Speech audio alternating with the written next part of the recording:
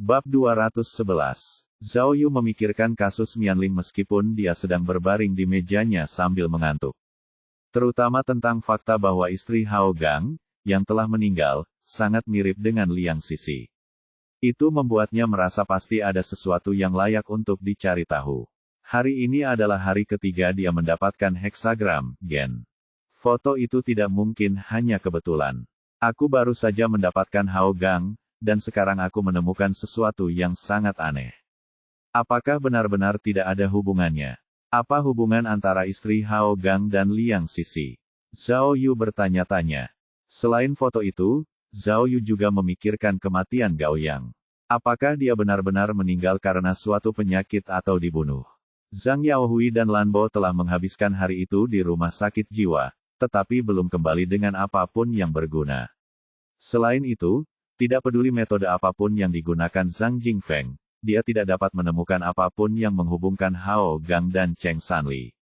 Seolah-olah seseorang dengan sengaja menghapus sebagian dari sejarah mereka. Meskipun jelas bahwa Hao Gang, Han Wenjun, dan Gao Yang adalah kawan dari tim militer yang sama, tidak ada bukti bahwa mereka dekat. Bagaimana jika mereka hanya kawan tetapi tidak dekat satu sama lain? Apakah itu berarti mereka tidak terkait dengan kasus Mianling? Apakah polisi mengambil pendekatan yang salah? Dan apa peran Cheng Sanli dalam kasus ini? Zhao Yu sedang memikirkan kasus itu dalam keadaan mengantuk, ingin mencari tahu sesuatu. Namun di tengah kekacauan itu, dia menjadi semakin bingung dan tersesat. Akhirnya, dia tertidur. Saat dia bangun, pukul 6 sore. Tidak ada seorang pun yang tersisa di kantor kecuali Li Bei ini, yang berada di sebelahnya. Dia memberitahu Zhao Yu bahwa Liang Sisi dan Hao Gang tidak memiliki hubungan apapun. Fiuh. Zhao Yu menghela napas panjang, senang bahwa teorinya tidak berhasil dan hanya kebetulan. Lei Bei ini memberitahu Zhao Yu bahwa ketua tim Miao mengirim tim B untuk menanyai tetangga lama Hao Gang dan rekan-rekannya di kepolisian. Mereka seharusnya bisa mendapatkan beberapa petunjuk baru kali ini. Zhao Yu merasakan emosi yang campur aduk saat memikirkan Miao Ying. Miao Renfeng melarikan diri karena dia takut aku akan melepaskannya. Kau tidak bisa bersembunyi lama-lama. Miao Renfeng, tunggu saja dan lihat. Pikirnya dalam hati. Zhao Yu melihat jam tangannya dan menyadari bahwa sudah waktunya untuk pergi ke pesta Yao Jia. Dia membersihkan diri dan pergi ke pesta dengan mengenakan seragamnya. Zhao Yu tidak pernah benar-benar memikirkan pesta Yao Jia. Dia pikir itu hanya makanan sederhana tanpa alkohol, jadi dia berasumsi dia bisa kembali dan melanjutkan penyelidikan setelah dia mengisi perutnya. Dia telah mendapatkan heksagram, Gen, ketiga hari ini.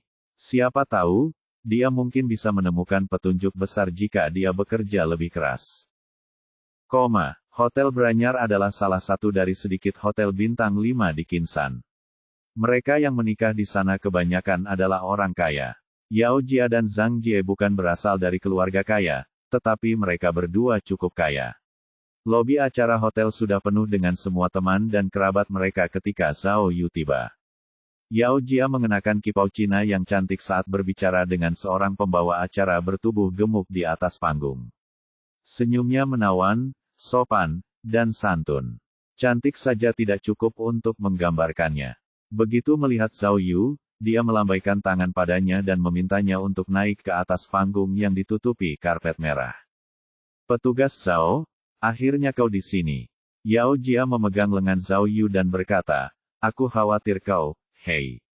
Rambutmu. Yao Jia menyadari bahwa Zhao Yu botak, karena ia tidak mengenakan topinya. Saya pernah bertarung dengan beberapa penjahat dan mengalami kecelakaan kecil. Jangan khawatir tentang itu. Zhao Yu membanggakan diri. Lebih dari 40 penjahat berhasil saya kalahkan dengan tangan kosong. Di sini, saya hanya mendapat 8 jahitan.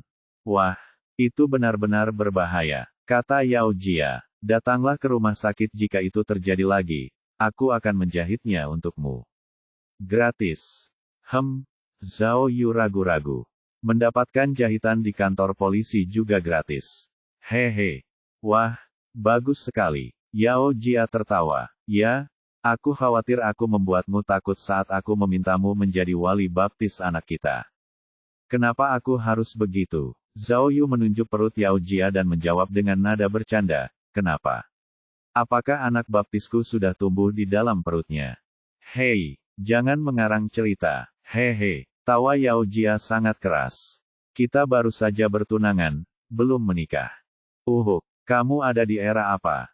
Zhao Yu ingin menceritakan lelucon yang lebih jorok, tetapi melihat Yao Jia, wanita yang begitu anggun, dia menahan lidahnya. Petugas Zhao, izinkan aku menceritakan sesuatu yang menarik.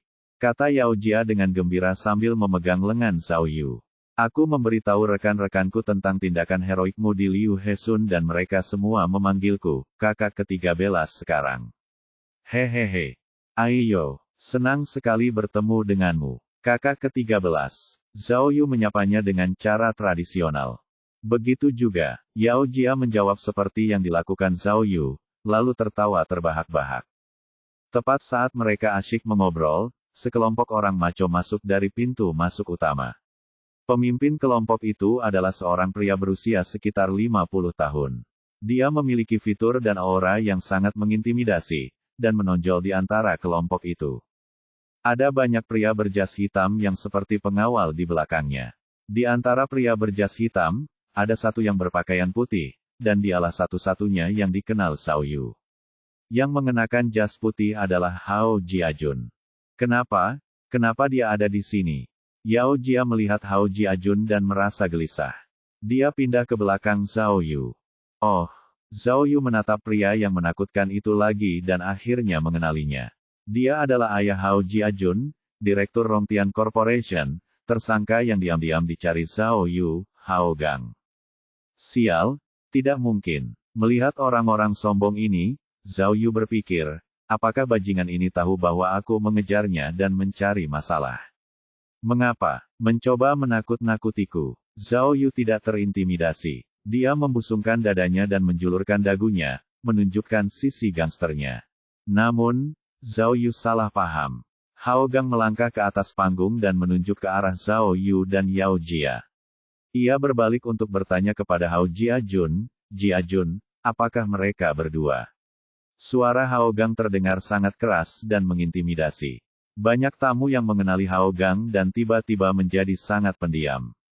Hao Jiajun mengangguk malu dan menjawab, ayah, bisakah ayah tidak ikut campur? Aku bisa menyelesaikannya sendiri. Selesaikan sendiri. Hao Gang menggelengkan kepalanya dengan dingin.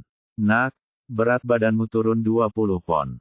Jika aku membiarkan ini terus berlanjut, bukankah kau akan berubah menjadi kacang panjang? Hao Gang berbalik dan menatap Yao Jia.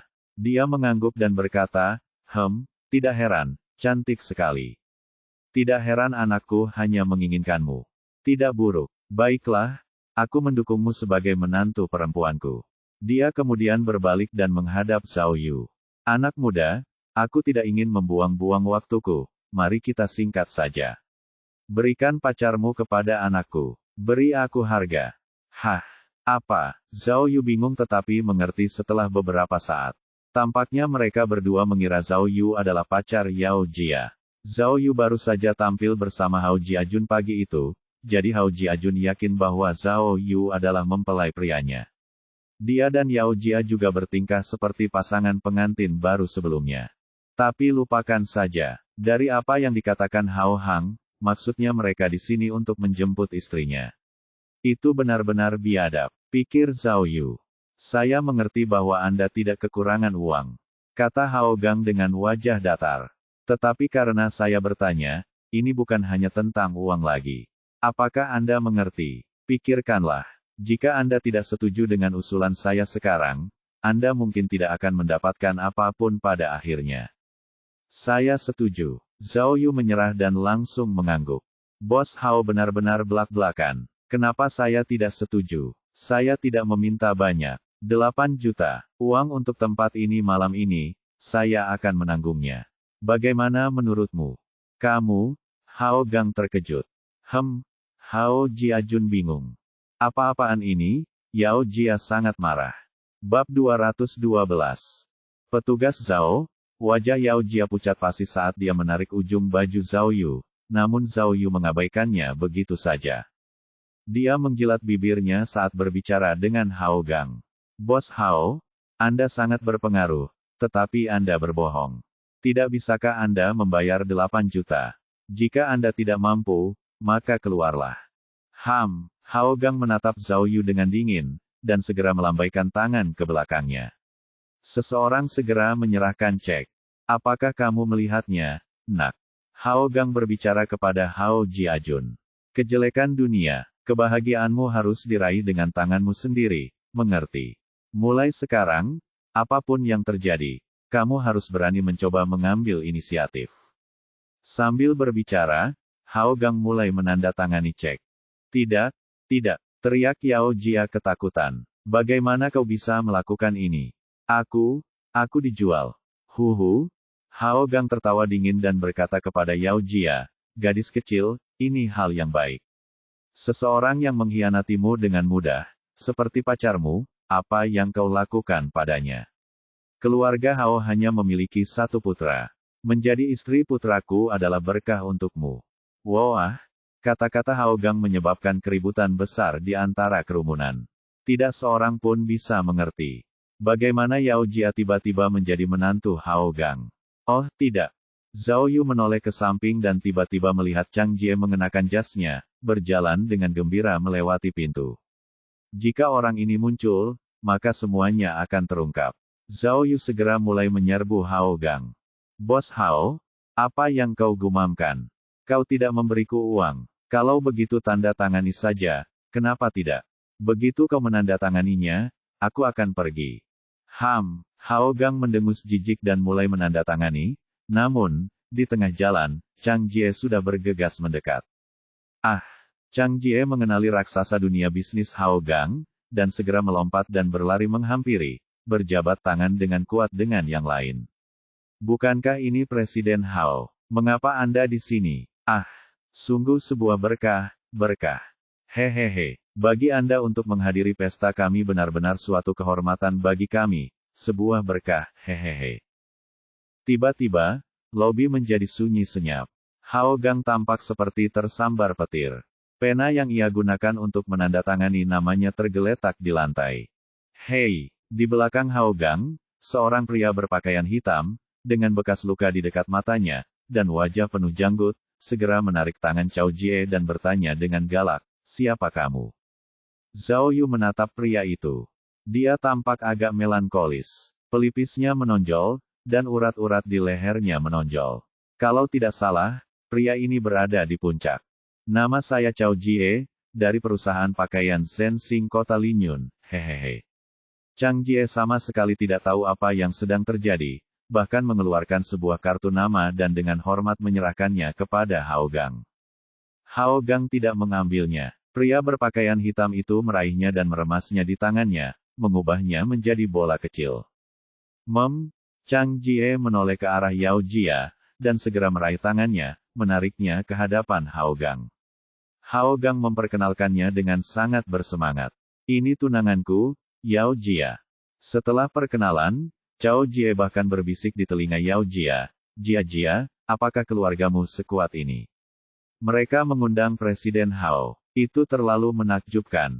Yao Jia benar-benar bingung. Dia tidak tahu bagaimana menjelaskan apa yang terjadi pada Chang Jie. Satu-satunya orang yang bahkan lebih bingung adalah putra dan ayah dari keluarga Hao. Hao Gang berhenti menandatangani cek dan menaruhnya sebelum mengibaskan lengan bajunya, dengan marah berkata kepada Hao Jiajun, apakah kamu lihat, nak? Betapa menjijikkannya kehidupan mereka. Aku tidak bisa menerima wanita yang kamu sukai. Bertunangan dengan dua pria. Jika dia masuk ke dalam keluarga kita, aku tidak akan punya muka lagi.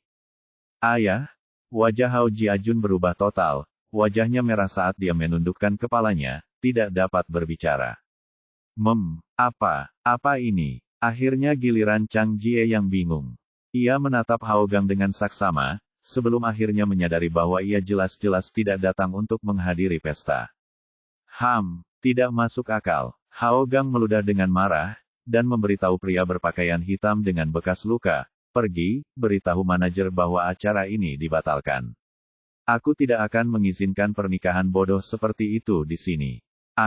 Semua orang tercengang. Wah, mendengar ini, Zhao Yu akhirnya muncul dari samping. Dia sangat frustrasi. Dia hampir mendapatkan 8 juta yuan, tetapi semuanya sia-sia berkat Chang Jie. Zhao Yu ingin pergi, tetapi mendengar bahwa Hao Gang ingin merusak pesta, dia tidak bisa membiarkan itu terjadi. Paling tidak, dia datang untuk mendukung Yao Jia. Jika dia merusaknya, bagaimana dia bisa menghadapinya? Setelah berpikir sejauh itu, Zhao Yu segera melangkah maju dan berbicara dengan Hao Gang. Saya katakan, Bos Hao, apa yang Anda coba lakukan? Apakah Anda menindas kami karena Anda kaya? Orang yang akan menikah itu bukan Anda. Bagaimana Anda bisa membatalkannya begitu saja? Hao Gang menatap Zhao Yu dengan dingin. Seluruh restoran ini milikku. Jika aku bilang aku akan membatalkannya, aku akan melakukannya. Apakah kamu berbicara tentang biaya kontrak? Apa? Menurutmu aku tidak bisa membayarnya? Presiden Hao, apa maksud Anda? Chang Jie menggaruk kepalanya. Apakah kami menyinggung Anda? Jika ya, silakan beritahu kami. Hao Gang sama sekali mengabaikannya dan berbalik untuk pergi. Hao Gang, Zhao Yu tiba-tiba menghentikannya, berbicara dengan dingin juga.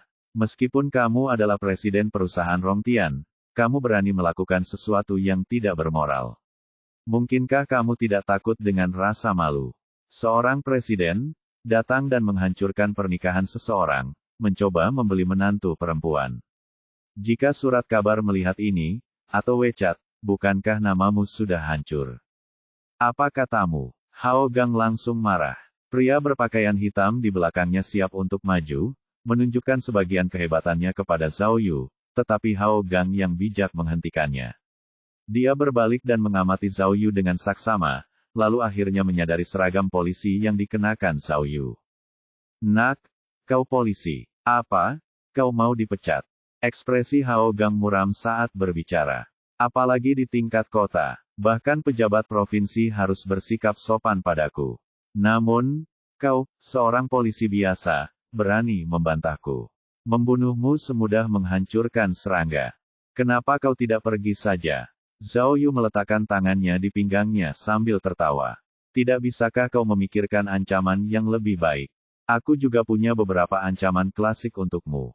Karma selalu datang. Jika kau telah melakukan sesuatu yang buruk, jangan pikir kau bisa lolos begitu saja. Ketahuilah, karma bukan tidak akan datang, hanya saja waktunya belum tiba. Saat Zhao Yu menghadapi Hao Gang, dia menatap tanpa berkedip. Tiba-tiba, dia teringat apa yang dikatakan Miao Ying kepadanya saat minum teh, jika dia ingin menyelidiki kasus ini, maka dia harus berusaha lebih keras dan menemukan cara untuk memaksa pihak lain, untuk mengungkap apa yang mereka sembunyikan. Hanya dengan menggunakan beberapa metode yang meragukan mereka dapat memaksa mereka untuk mengekspos diri mereka sendiri. Apa, anak kecil, mengumpat sekarang, kau mau mati? Para pengawal di belakang Hao Gang tidak bisa menahan diri lagi. Mereka semua meretakkan buku-buku jari, siap menerkam. Hao Gang hanya mendengus dingin. Nak, aku tidak bisa menghentikan bunuh dirimu sendiri.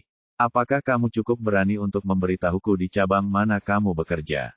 Saya dari unit investigasi kasus utama cabang Rongyang. Zhao Yu tertawa dingin. Kasus yang menjadi tanggung jawab saya sekarang sangat besar di Qinsan, kasus penculikan dan pembunuhan Mianling yang besar. Zhao Yu sengaja menekankan kata, kasus Mianling, mencoba mencari semacam perubahan pada ekspresi Hao Gang. Meskipun Hao Gang tampak tidak terpengaruh, Zhao Yu secara naluriah menyadari perubahan tertentu di mata Hao Gang.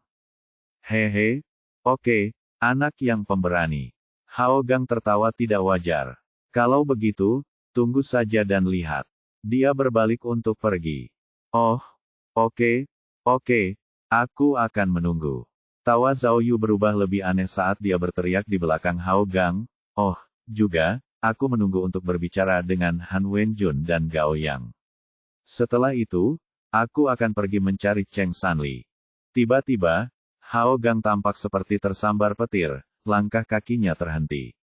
Zhao Yu bisa melihat bahunya sedikit bergetar. Pada saat itu, Zhao Yu tahu bahwa kata-katanya telah benar-benar mengejutkannya. Mungkinkah?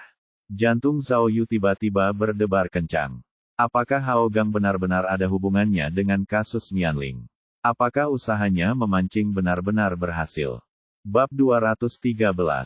Hao Gang berhenti berjalan, berbalik perlahan, dan mengamati Zhao Yu dari ujung kepala sampai ujung kaki sekali lagi. Ekspresi terkejut di wajahnya telah mengkhianatinya. Hao Gang menatapnya tajam, lalu menggertakkan giginya dan berkata, apa maksudmu? Entah bagaimana Zhao Yu tetap diam setelah melihat reaksi Hao Gang, lalu memasang wajah konyol.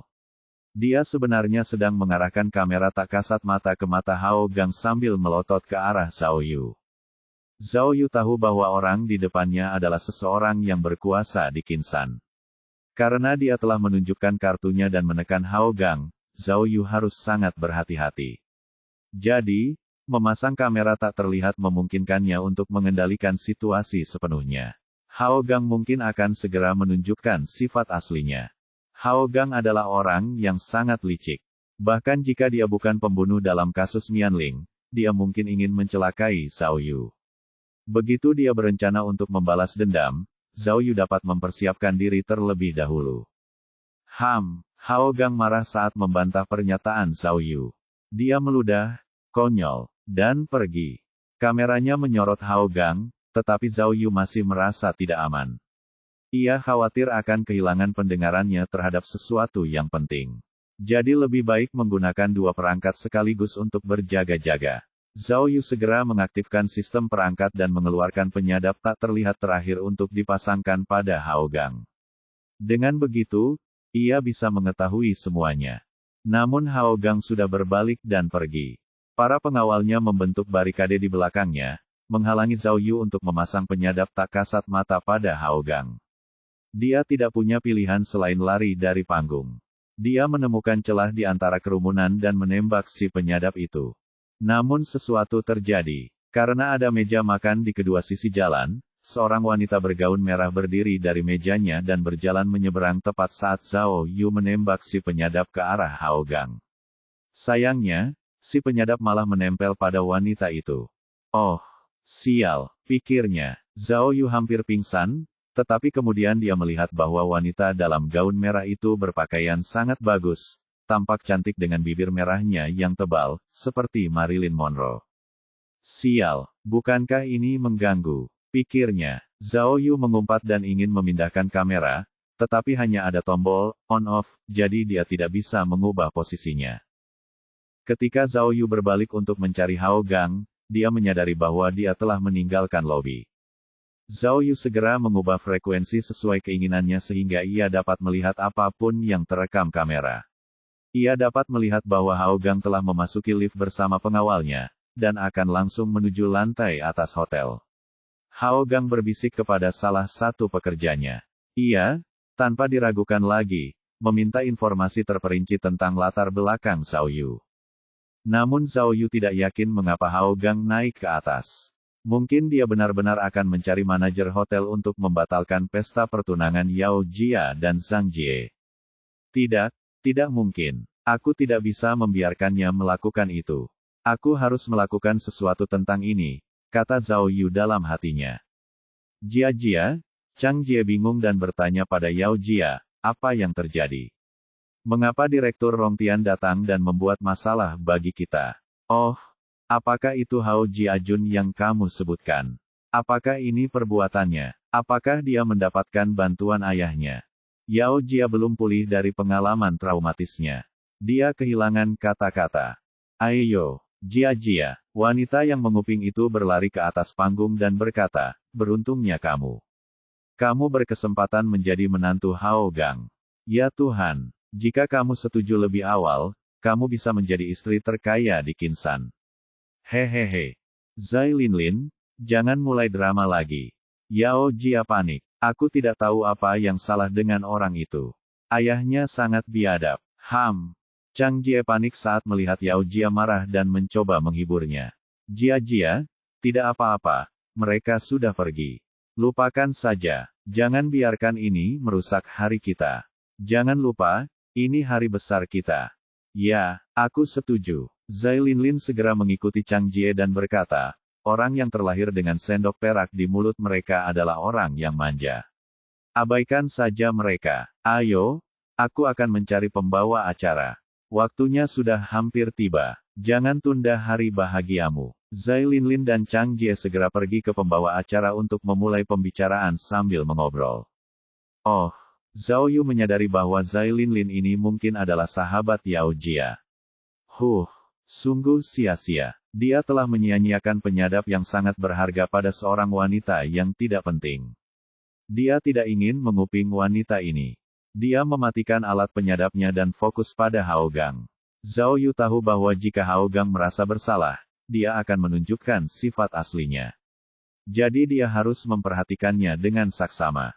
Gambar video itu benar-benar muncul di benak Zhao Yu saat ia memfokuskan perhatiannya. Ia dapat memantau pergerakan Hao Gang tanpa menggunakan matanya. Hao Jiajun telah menghilang.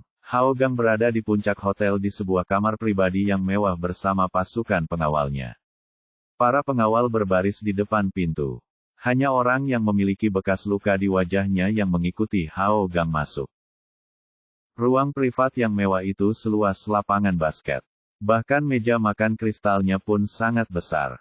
Semua orang di sekeliling meja berdiri untuk menunjukkan rasa hormat mereka saat Hao Gang masuk. Ia menyapa mereka satu per satu. Zhao Yu mengamati lebih dekat.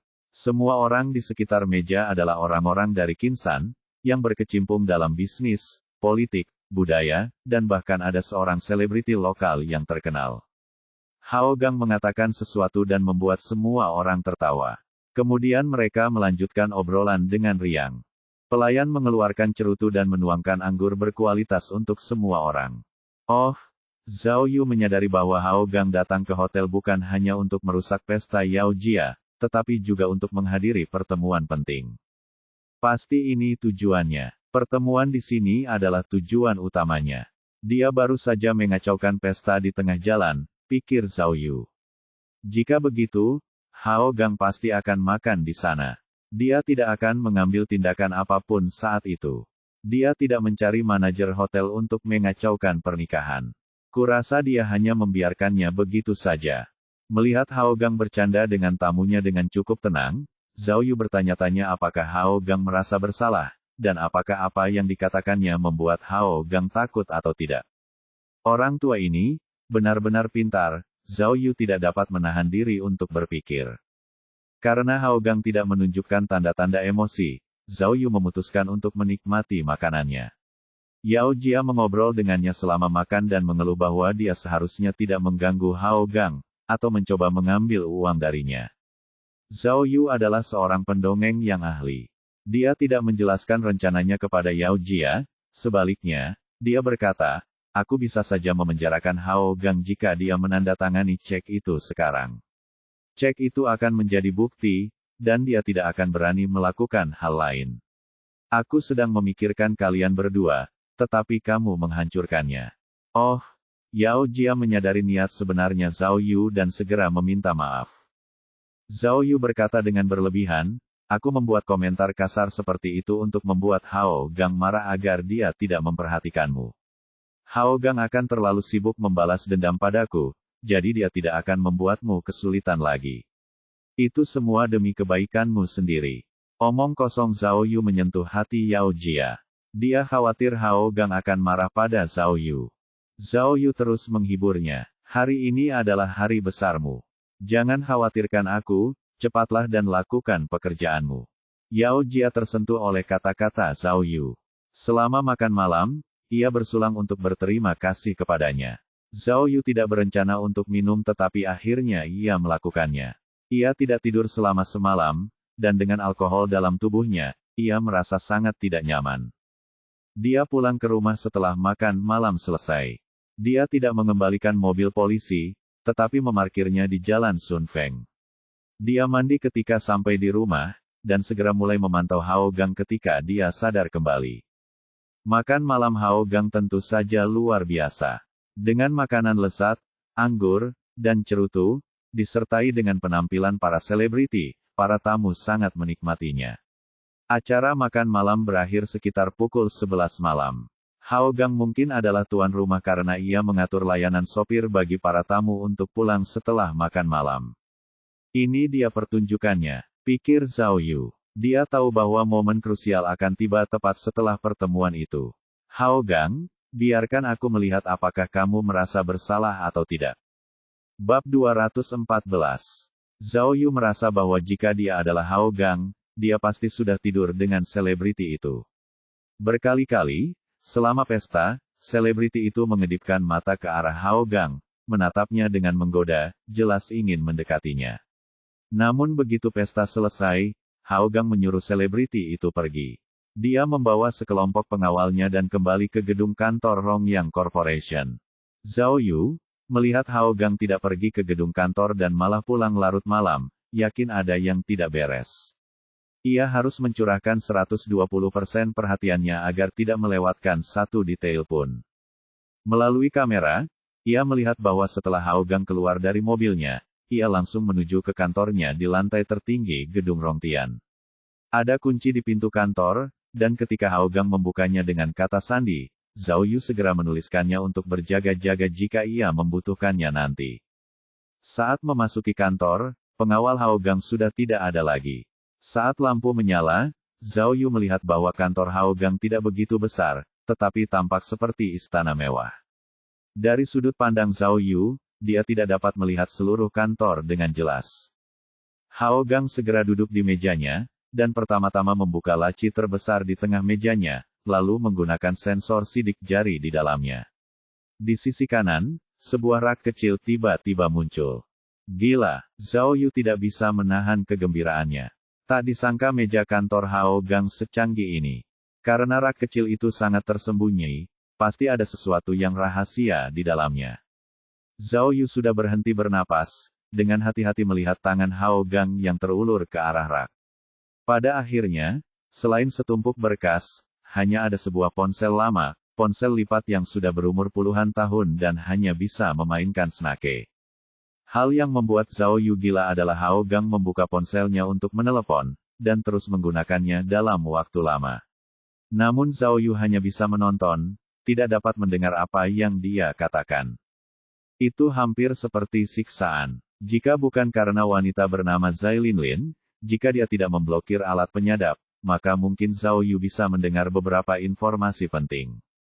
Bahkan jika itu bukan tentang kasus Mianling, jika itu adalah berita tentang pasar saham, itu akan sangat bagus. Sial, Zhao Yu mengumpat sambil melihat Hao Gang berbicara di telepon, tidak mengerti apapun. Dalam kemarahannya, dia tiba-tiba muncul dengan ide yang berbeda, karena situasinya seperti ini, mengapa tidak mendengarkan apa yang sedang dilakukan Zai Linlin. Sakelar untuk alat pendengar ada di dalam kepalanya. Dengan satu ketukan dari Zhao Yu, suara dari alat pendengar itu langsung masuk ke telinganya. Namun, yang mengejutkan Zhao Yu, suara yang didengarnya bukanlah suara Zai Linlin, melainkan suara pria lain. Linlin, berani sekali kau. Lelaki itu tampak sedang merokok. Ia mengunyah rokoknya sambil berbicara. Hari ini aku baru saja menikahi temanmu, tetapi kau sudah datang untuk mempermainkanku. Berani sekali, hehe. Gila, Zhao Yu langsung tahu bahwa orang yang berbicara itu adalah Chang Jie. Gila, Zhao Yu tidak yakin apakah dia harus menangis atau tertawa. Tidak disangka alat penyadap itu tidak mendapatkan informasi apapun tentang kasus Mianling. Tetapi entah bagaimana menemukan kasus lain. Suara Zai Linlin tiba-tiba terdengar. Katakan, jika kamu tidak menghentikannya dan membiarkannya menjadi istri Hao Gang, betapa baiknya aku. Aku juga tidak akan merasa bersalah. Oh, kamu merasa bersalah. Chang Jie berkata dengan nada mengejek. Jika aku putus dengan Yao Jia, kita juga tidak akan bersama. Suamimu sangat kaya. Apakah kamu ingin menceraikannya? Wah, Zhao Yu tercengang. Dua babi, yang tidak setia ini. Pengingat yang ramah, Zai Linlin berbicara dengan sedikit maksud jahat. Kamu dan Yao Jia bertunangan, tetapi kalian belum tidur bersama. Tidakkah menurutmu itu agak aneh? Mungkinkah tunanganmu yang baru itu tipe yang dingin lagi? Tidak masalah. Chang Jie tertawa. Denganmu di sini, aku sudah merasa puas. Kamu, jangan kasar begitu. Hehehe. Dari alat penyadap itu terdengar ratapan mesum keduanya. Jelas keduanya telah memasuki langkah berikutnya. Astaga, Zhao Yu mengumpat, merasa kasihan pada Yao Jia. Namun di sisi lain, dia sangat terhibur. Dia sedang menonton Hao Gang menelepon dalam benaknya, namun mendengarkan suara erangan Chang Jie dan Zai Linlin, perasaannya benar-benar berbeda, dan juga bertentangan, membuat Zhao Yu merasakan kegembiraan yang aneh. Namun perasaan itu tidak bertahan lama sebelum Hao Gang menyelesaikan panggilan teleponnya. Tampaknya Hao Gang telah menyelesaikan beberapa urusan serius, karena pria itu tampak jauh lebih santai. Ia bahkan pergi ke rak anggur dan menuangkan anggur untuk dirinya sendiri. Namun, sebelum Hao Gang menghabiskan anggurnya, teleponnya kembali menyala. Tampaknya orang itu telah meneleponnya kembali. Hao Gang memegang anggurnya di satu tangan dan mengangkat telepon dengan tangan lainnya. Hao Gang baru saja mendengar panggilan itu sebentar ketika gelas anggur di tangannya terlepas dan jatuh ke lantai. Karena berkarpet, gelas anggur itu aman, tetapi anggurnya tumpah kemana-mana. Jelas, Hao Gang telah mendengar berita yang tidak masuk akal. Zhao Yu dapat melihat bahwa penglihatan Hao Gang bergetar hebat. Jelas, seluruh tubuhnya gemetar. Oh, aduh, sakit sekali. Meskipun Zhao Yu telah menangkap gambar penting Hao Gang, ditambah dengan erangan Chang Jie dan Zai Linlin, itu terasa sangat canggung. Zhao Yu tahu bahwa Hao Gang menjatuhkan gelas anggurnya berarti dia pasti mendengar berita gila. Pasti ada sesuatu yang penting terjadi. Karena itu, Zhao Yu mematikan alat penyadap, membiarkan pikirannya fokus. Hao Gang sudah menutup telepon, tetapi dari penglihatannya, orang bisa tahu bahwa Hao Gang jelas terguncang saat dia mondar-mandir di kantor yang besar itu. Dia berjalan selama 10 menit penuh, seolah-olah sedang mempertimbangkan sesuatu yang sangat penting. Tiba-tiba, dia tampak sudah mengambil keputusan, dan segera meninggalkan kantor. Dia membolak-balik dokumen di laci kecil itu. Di dalam dokumen itu ada kotak persegi kecil. Saat dia membukanya, sebuah pistol kecil dan cantik muncul di hadapan Hao Gang. Dia tidak hanya memasang peredam pada pistol itu, tetapi juga membuka pengamannya. Sial, Zhao Yu tercengang. Dia tidak yakin mengapa Hao Gang tiba-tiba mengeluarkan pistol. Apakah dia akan membunuh seseorang, atau bunuh diri? Di bawah tatapan gugup Zhao Yu, Hao Gang berdiri dan berjalan menuju bagian dalam kantornya. Di kantor tersebut terdapat ruang penyimpanan kecil dengan banyak sekali informasi dan masih banyak lagi yang tersembunyi di dalamnya. Kemudian, sesuatu yang lebih besar terjadi di depan matanya. Dengan memutar kenop di belakang pemindai, rak kecil di dalam ruang penyimpanan tiba-tiba memperlihatkan pintu logam kecil. Di pintu itu ada kunci yang sangat rumit dan mirip brankas. Hao Gang sekali lagi menekan jarinya pada pemindai, dan pintu logam itu pun terbuka. Ya Tuhan, Zhao Yu tidak pernah membayangkan bahwa di dalam kantor Hao Gang ada tempat yang begitu tersembunyi. Hampir seperti di film. Tampaknya rahasia yang dimiliki Hao Gang benar-benar banyak. Begitu Hao Gang memasuki pintu kecil itu, semuanya gelap gulita. Zhao Yu tidak bisa melihat apapun. Namun Hao Gang menjelajahi tempat itu hampir secara naluriah, berjalan menembus kegelapan dengan mudah. Dalam kegelapan itu, kamera Zhao Yu mulai bergetar. Orang bisa tahu bahwa Hao Gang sangat gelisah. Sekitar 10 detik kemudian, langit menjadi sangat terang. Meskipun dia tidak dapat mendengar apapun, Zhao Yu dapat dengan jelas melihat bahwa seseorang telah menyalakan lampu di tengah kegelapan. Hao Gang berjalan menuju cahaya itu, ketika tiba-tiba, seorang wanita ramping berambut panjang muncul di hadapan Zhao Yu. Sial, Zhao Yu tercengang. Ia berpikir dalam hati, apa yang sebenarnya dilakukan Hao Gang? Menyembunyikan seorang wanita di kantornya, apakah ini benar-benar semacam rahasia? Apakah orang ini gila, mengabaikan selebriti yang mendatanginya tadi, tetapi membiarkan seorang wanita tetap berada di kantornya? Tiba-tiba, Hao Gang berjalan di depan wanita itu, dan wanita itu berbalik untuk menyalakan lampu yang lebih terang. Di bawah pencahayaan yang terang, Zhao Yu dapat melihat bahwa wanita itu cukup halus, mengenakan piyama sutra emas, rambutnya agak berantakan. Begitu dia menyalakan lampu, wanita itu akhirnya berbalik, muncul di hadapan Geng Hao. Zhao Yu hanya perlu melihat sekali sebelum dia merasakan hawa dingin menjalar ke sekujur tubuhnya. Dia merasa seperti akan meledak. Bunda suci Tuhan. Astaga, Zhao Yu tidak percaya apa yang dilihatnya. Wanita di depan Hao Gang tampak hampir identik dengan simulasi 3D tentang bagaimana seharusnya Liang Sisi terlihat saat dewasa. Tahi lalat di samping ujung mulutnya bahkan lebih jelas, dan persis sama. Ya Tuhan, mengingat Hao Gang saat ini adalah tersangka terbesar dalam kasus Mianling, Zhao Yu dapat memastikan bahwa wanita ini adalah gadis yang hilang 26 tahun lalu, Liang Sisi. Ya Tuhan, Zhao Yu merasa semua bulu kuduknya berdiri. Kegembiraannya tidak dapat diungkapkan dengan kata-kata. Dia telah membayangkan ratusan ribu kali bagaimana dia akan memecahkan kasus Mianling, tetapi dia tidak pernah dapat membayangkan pemandangan gila ini di depannya. Hao Gang, penculik licik dan jahat ini, iblis dalam wujud manusia. Dia menculik Liang Sisi. Zhao Yu sangat gelisah, dia tidak tahu apa yang dikatakan Hao Gang kepada Liang Sisi, tetapi ekspresi Liang Sisi berubah kaku saat dia berjalan seperti robot ke kamar mandi. Begitu Liang Sisi memasuki kamar mandi, Hao Gang perlahan melangkah ke pintu masuk kamar mandi. Melalui uap di jendela, Zhao Yu dapat menebak bahwa Liang Sisi sedang mandi.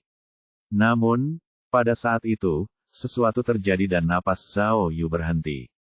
Saat Hao Gang berdiri di luar pintu kamar mandi, dengan satu tangan memegang gagang pintu, tangan lainnya memegang pistol di depannya. Ah! Zhao Yu tercengang. Mungkinkah Hao Gang mencoba menghilangkan semua bukti? Bab 215. Vroom! Zhao Yu menginjak pedal dan melaju menuju gedung Rongtian di tengah malam. Gedung Rongtian terletak di daerah Baru Qinsan. Zhao Yu akan membutuhkan waktu setidaknya 15 menit untuk sampai ke sana dari jalan Sun Feng, bahkan jika ia melaju dengan kecepatan penuh. Zhao Yu berpikir bahwa kebenaran akan terungkap dengan munculnya Liang Sisi, yang telah hilang selama bertahun-tahun. Kasus Mianling yang menyedihkan di Qinsan akhirnya bisa ditutup. Ketika Zhao Yu melihat Hao Gang mencoba membunuh Liang Sisi dengan pistol, ia menyadari bahwa kenyataan tidak seindah yang ia bayangkan. Kenyataannya, itu mengerikan. Ia telah melihat Hao Gang dengan pistol di benaknya tetapi ia tidak dapat merekamnya, jadi tidak ada cara untuk menggunakannya sebagai bukti. Meskipun dia punya jawabannya, dia tidak bisa berbuat apa-apa terhadap Hao Gang. Begitu Hao Gang membunuh Liang Sisi, semua bukti akan hilang, dia tidak akan lagi dalam bahaya. Bahkan jika dia seorang tersangka, dia tidak bisa dihukum jika tidak ada bukti. Lebih buruk lagi, tidak ada bukti langsung, tidak ada surat perintah penggeledahan, dan tidak ada surat perintah penangkapan. Polisi tidak akan menggeledah gedung Hao Gang tidak peduli seberapa keras Zhao Yu memohon kepada pihak berwenang. Tidak seorang pun akan percaya apa yang dikatakan Zhao Yu. Gagasan Liang Sisi di penjara di kantor Hao Gang, di dalam gedung Rongtian, kedengarannya konyol. Jadi, Zhao Yu hanya bisa menghentikan Hao Gang dari membunuhnya sendiri. Tapi bagaimana caranya? Bagaimana mungkin Zhao Yu bisa menghentikan Hao Gang saat dia sudah akan menembaknya? Apa yang harus aku lakukan? Zhao Yu harus melaju kencang sambil mengawasi Hao Gang melalui kamera. Untungnya, meskipun Hao Gang siap menembaknya, dia ragu-ragu. Jika dia benar-benar salah satu penculik dalam kasus Mianling, Liang Sisi telah dipenjara sejak dia berusia 6 tahun. Setelah menghabiskan waktu bersama selama bertahun-tahun, mereka pasti telah membangun hubungan cinta-benci yang intim. Hao Gang tampaknya kesulitan membunuhnya, tetapi Zhao Yu tahu bahwa Liang Sisi akan segera selesai mandi. Begitu dia selesai, Hao Gang akan menarik pelatuknya. Jika Hao Gang benar-benar pembunuh kasus Mianling, dia adalah monster. Jika dia bisa membunuh begitu banyak anak saat itu, dia tidak akan memperlakukan Liang Sisi secara berbeda. Saat itu sudah terlambat. Apa yang harus kulakukan? Pikirnya. Zhao Yu sangat ingin menumbuhkan sepasang sayap untuk terbang langsung ke kantor Hao Gang, tetapi itu mustahil. Dia harus fokus mencari cara untuk menyelamatkannya. Tunggu, tiba-tiba, Zhao Yu teringat sesuatu. Ponsel. Ya, Hao Gang punya ponsel. Ponsel lama itu ada di sakunya. Jika aku bisa meneleponnya, aku bisa mengulur waktu, pikirnya. Namun, ponsel Hao Gang sangat tersembunyi, tidak ada orang luar yang bisa mendapatkan nomornya. Bahkan jika mereka mencoba mencarinya dengan menggunakan metode canggih, mereka mungkin tetap tidak bisa mendapatkannya. Bagaimana kita bisa menghubunginya? Bahkan jika kita bisa menghubunginya, bagaimana kita bisa mengulur waktu? Apa yang harus kulakukan? Hei! Tiba-tiba, sesuatu muncul di benak Zhao Yu. Seseorang meneleponnya sebelum dia memutuskan untuk membunuh Liang Sisi. Pasti panggilan telepon itulah yang membuat Hao Gang memutuskan untuk membunuhnya. Dia sangat marah sampai memecahkan kaca saat menjawab panggilan. Lalu, siapa yang menelepon Hao Gang? Apa yang dikatakan orang itu kepadanya saat mereka menelepon? Mungkinkah? Zhao Yu langsung teringat sebuah nama, Han Wenjun. Mungkinkah dia, Zhao Yu dan Miao Ying telah mengunjungi cucu Han Wenjun di rumah lamanya kemarin? Apakah itu menarik perhatian Han Wenjun? Han Wenjun mungkin mengetahui bahwa polisi telah mencarinya, jadi dia menelepon Hao Gang untuk menyelaraskan pernyataan lisan mereka, dan mendesak Hao Gang untuk menyingkirkannya. Han Wenjun, mungkinkah dia? Kalau begitu, bagaimana kalau aku menelepon Han Wenjun sekarang? Tidak mungkin, pikirnya. Zhao Yu tidak bisa memikirkan apapun untuk dikatakan kepada Han Wenjun. Jika dia mengatakan sesuatu yang mencurigakan, itu mungkin hanya akan menegaskan kembali keputusan Hao Gang. Selain itu, Zhao Yu mungkin tidak dapat menghubungi Han Wenjun dengan nomor yang dimilikinya. Apa yang harus aku lakukan? Mata Hao Gang tertuju pada siluet di balik kaca buram di kamar mandi. Tampaknya Liang Sisi hampir selesai. Sialan, Zhao Yu menginjak pedal gas, dan mobilnya hampir melayang dari tanah. Meskipun jalannya kosong, ia akan membutuhkan waktu 5 hingga 6 menit lagi hingga sampai di gedung Rongtian. Namun, hanya sampai di sana saja tidak akan membuat perbedaan, ia harus melewati penjaga keamanan gedung dan bergegas ke ruang tersembunyi di kantor Hao Gang. Tidak akan ada cukup waktu. Mengerti. Zhao Yu menemukan sebuah rencana. Hao Jiajun. Ya. Dia telah mendapatkan nomor Hao Jiajun ketika dia membuat masalah di kantor teknologi Tianlong hari itu. Mungkin dia bisa menunda Hao Gang dengan bantuan Hao Jiajun. Zhao Yu tidak menunggu dan menelepon Hao Jiajun. Halo, Hao Jiajun menjawab begitu Zhao Yu menelepon. Halo, Zhao Yu sengaja berbicara dengan suara kasar. Apakah ini Hao Jiajun? Ya, siapa ini? Hao Jiajun berbicara dengan sopan. Hehe, Zhao Yu menggertakkan giginya dan berkata, aku penculik. Aku menelepon untuk memberitahu bahwa kami telah menculik ayahmu, Hao Gang. Aku peringatkan, jangan laporkan ini ke polisi. Hah, apa? Hao Jiajun terkejut. Itu tidak mungkin. Siapa kamu? Apakah kamu bercanda? Sayangnya, ayahmu pingsan. Zhao Yu mencoba menakutinya, tapi dia memberitahuku kata sandi berangkasnya sebelum dia pingsan. Itu asteris. Hehehe, cepat siapkan uangnya. Aku sudah memperingatkanmu. Jika kamu melaporkan ini ke polisi, aku akan membunuhnya. Zhao Yu menutup telepon sebelum Hao Jiajun menjawab. Zhao Yu mengarang cerita tentang penculikan dan tebusan karena dia tidak bisa memikirkan hal lain yang bisa membuat Hao Jiajun menelepon Hao Gang saat itu juga. Setelah menutup telepon, Zhao Yu terus melaju kencang sambil melihat rekaman video pengawasan di benaknya. Uap air di kaca mulai memudar. Liang Sisi pasti akan keluar dari kamar mandi kapan saja. Dia bisa melihat tangan Hao Gang gemetar melalui video. Itu menunjukkan bahwa dia masih ragu-ragu. Ketika pintu terbuka, yaitu saat Hao Gang hendak menembak Liang Sisi, Hao Gang ketakutan oleh sesuatu, dan dia menyembunyikan pistol di belakangnya. Zhao Yu melihat telepon Hao Gang berdering pada saat yang sama ketika Liang Sisi membuka pintu. Liang Sisi telanjang saat dia berjalan keluar, tanpa ekspresi. Dia bahkan tidak mengenakan sandal. Hao Gang telah kehilangan kesempatan untuk menembaknya, jadi dia mengangkat telepon itu. Zhao Yu tidak bisa melihat, tetapi dia tahu bahwa panggilan itu dari Hao Jiajun. Tentu saja dia tahu nomor darurat ayahnya. Dia pasti memastikan bahwa Hao Gang tidak diculik. Hao Gang tampak aneh saat mendengarkan telepon. Dia pindah ke sudut lain untuk berbicara dengan Hao Jiajun. Zhao Yu baru saja tiba di gedung Rongtian saat itu. Namun, Zhao Yu sangat menyadari bahwa Hao Gang memiliki senjata dan sepasukan penjaga keamanan yang tangguh di dalam gedung. Dia mungkin akan mati jika dia menerobos masuk ke gedung tanpa bantuan polisi, terlepas dari seberapa hebat dia bisa melawan. Namun, dia tidak akan memiliki alasan yang sah untuk meminta bantuan saat itu juga.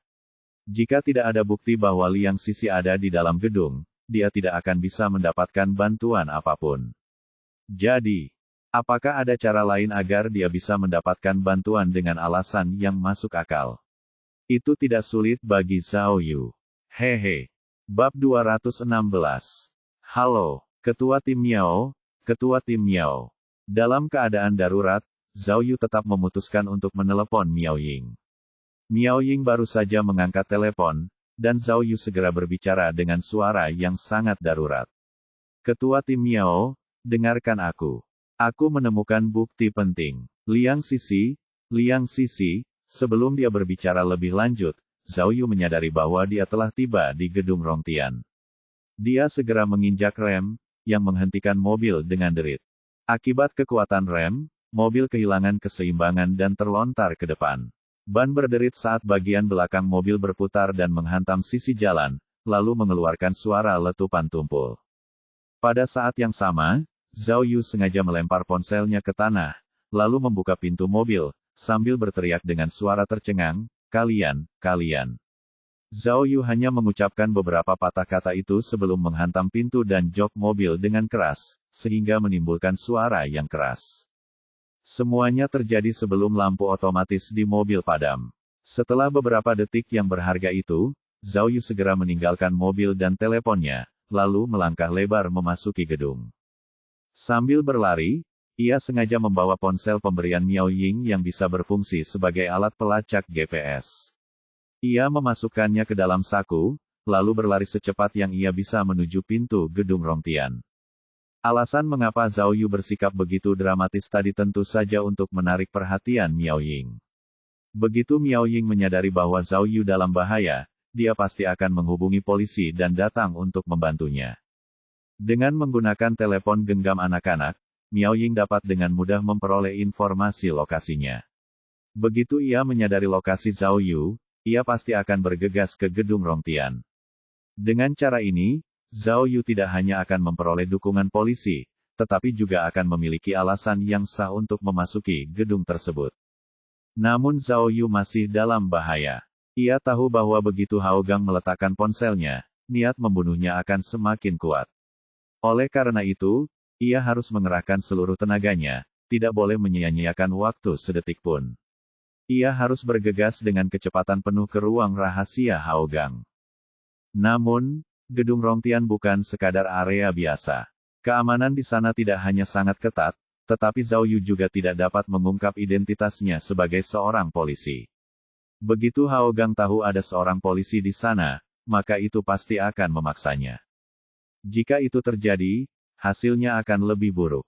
Dia tidak hanya akan memberitahu Hao Gang tentang kehadirannya, tetapi gedung itu akan dipenuhi dengan bahaya tersembunyi dan penjaga yang tak terhitung jumlahnya. Jika dia dikepung, maka itu akan lebih buruk baginya. Apa yang harus dilakukan? Pada titik ini, Zhao Yu tidak bisa lagi mengkhawatirkannya dan segera menggunakan jubah tembus pandang yang diberikan sistem kepadanya. Pintu gedung Rongtian adalah pintu putar otomatis yang besar. Karena hari sudah malam, pintunya sudah terkunci, tetapi pintu kaca kecil di samping pintu putar masih bisa diakses. Begitu Zhao Yu menutupi dirinya dengan jubah, dia segera mendorong pintu terbuka dan masuk. Ketika penjaga pintu melihat bayangan seseorang dan pintu terbuka, ia segera berdiri dan pergi memeriksa. Namun, setelah mencari dengan saksama, ia tidak dapat menemukan apapun. Jubah tak kasat mata Zhao Yu hanya bertahan selama 1 menit. Agar dapat naik ke atas dengan cepat, ia segera menuju lift. Ketika ia menekan tombol, lift terbuka. Ia masuk, menekan tombol, lalu lift tertutup. Petugas keamanan di pintu tidak dapat melihat Zhao Yu, tetapi saat dia melihat lift terbuka secara misterius, lalu tertutup, ekspresi bingung muncul di wajahnya. Zhao Yu telah mengamati Hao Gang dengan saksama, dan mengetahui lokasi pasti kantornya. Begitu lift berhenti di lantai 33, ia segera bergegas menuju pintu kantor Hao Gang. Memang ada penjaga di depan kantor. 2 orang penjaga keamanan yang mengenakan jas hitam berdiri dengan patuh di luar pintu. Zhao Yu tahu bahwa ketidaktampakannya tidak akan bertahan lama, jadi dia segera bergegas maju, membidik tepat ke wajah salah satu penjaga, dan melayangkan pukulan. Pukulan ini mengerahkan seluruh kekuatan Zhao Yu, dan merupakan serangan diam-diam. Penjaga yang terkena pukulan itu bahkan tidak mengeluarkan suara saat kepalanya terbentur dinding, dan dia langsung pingsan. Zhao Yu tidak terlalu peduli.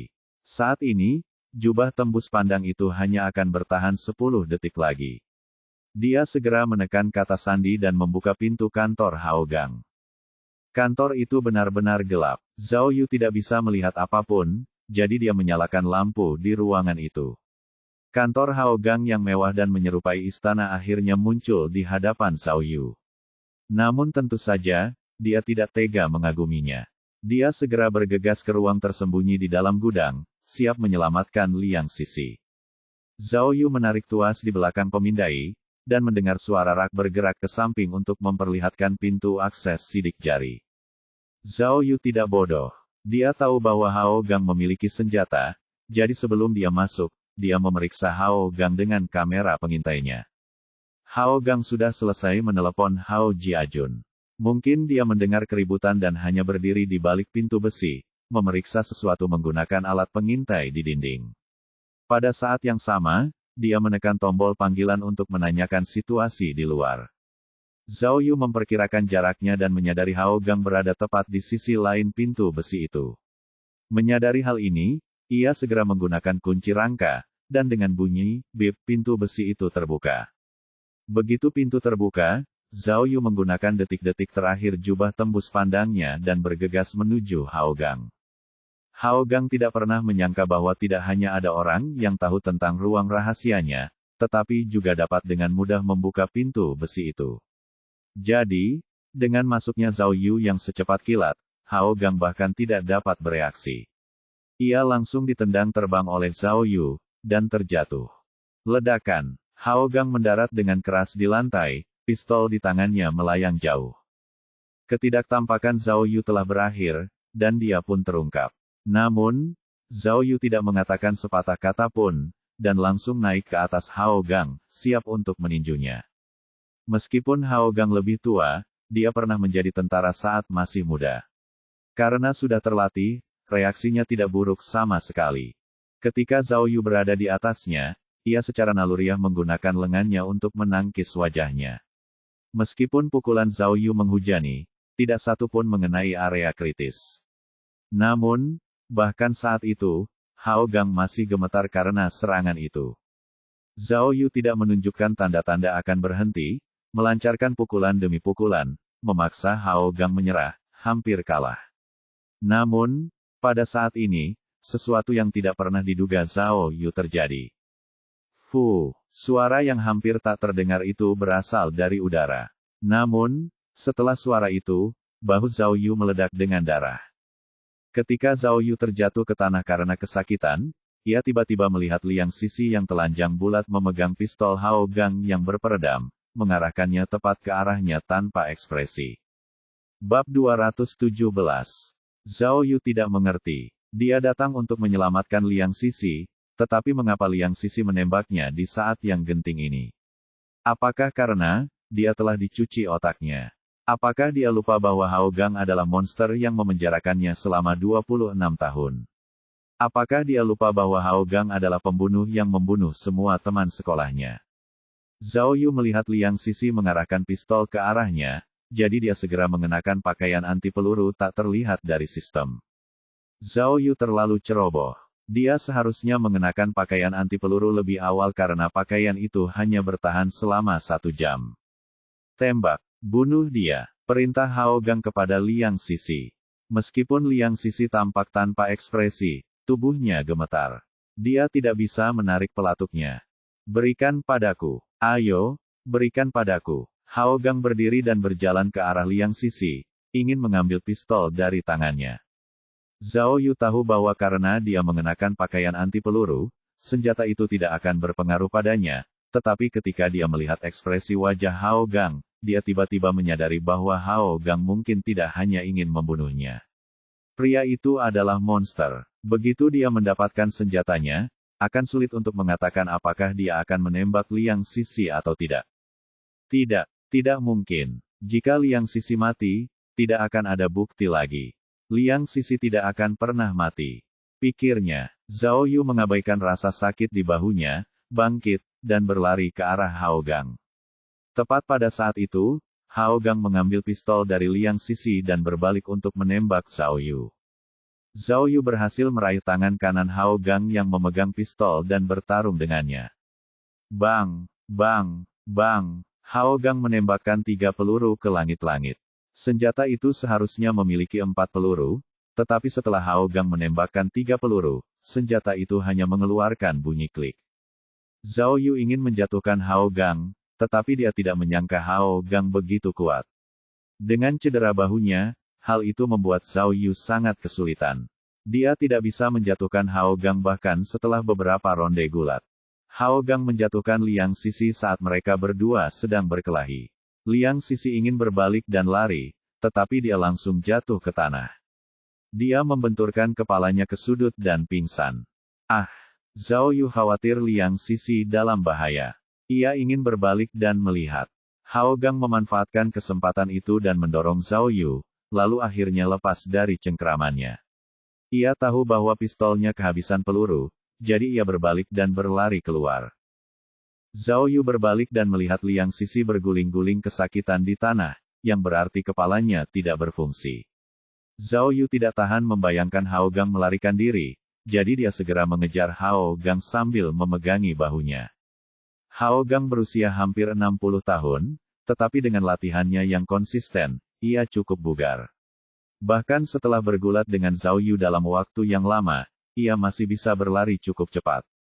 Ia sudah sampai di pintu kantor dalam sekejap mata. Zhao Yu mengejarnya dari dekat, tidak lebih dari 2 meter di belakangnya.